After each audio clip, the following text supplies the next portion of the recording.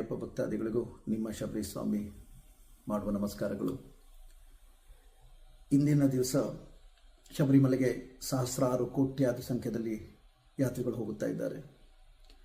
ಇದರಲ್ಲಿ ಸ್ವಾಮಿಗಳು ಅಲ್ಲಿ ಹೋಗಿ ಕಷ್ಟಪಟ್ಟು ತಮ್ಮ ಶ್ರದ್ಧೆ ಭಕ್ತಿಯಿಂದ ಅಯ್ಯಪ್ಪನ ದರ್ಶನ ಪಡ್ಕೊಂಡು ಬರ್ತಾ ಇದ್ದಾರೆ.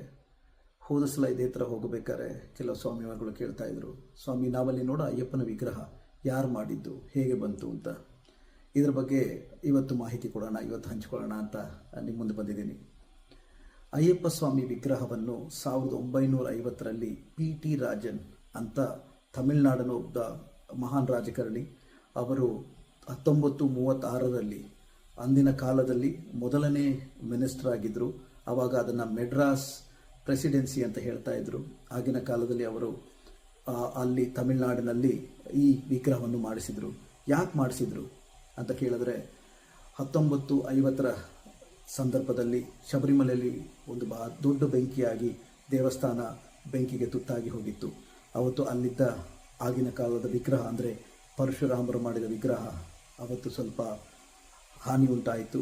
ಆ ವಿಗ್ರಹದ ಬದಲಿಗೆ ಈ P.T. ರಾಜನ್ ಅವರು ಅಯ್ಯಪ್ಪ ಸ್ವಾಮಿ ವಿಗ್ರಹ ಮಾಡಿಸಿ ಇಡೀ ಮೆಡ್ರಾಸ್ ಪ್ರಾಂತ್ಯದಲ್ಲಿ, ಇವತ್ತು ನಾವು ತಮಿಳುನಾಡು ಅಂತ ಕರಿತೀವಿ, ಆವಾಗ ಮೆಡ್ರಾಸ್ ಅಂತ ಇದ್ವಿ, ಆ ಮೆಡ್ರಾಸ್ ಪ್ರಾಂತ್ಯದಲ್ಲಿ ಆ ಅಯ್ಯಪ್ಪ ದೇಗುಲಕ್ಕೆ ಕೊಡುವ ವಿಗ್ರಹವನ್ನು ಮೆರವಣಿಗೆ ಮಾಡಿ ಅಯ್ಯಪ್ಪನ ಸನ್ನಿಧಾನದಲ್ಲಿ ಶಬರಿಮಲೆಯಲ್ಲಿ ಕೊಟ್ಟರು.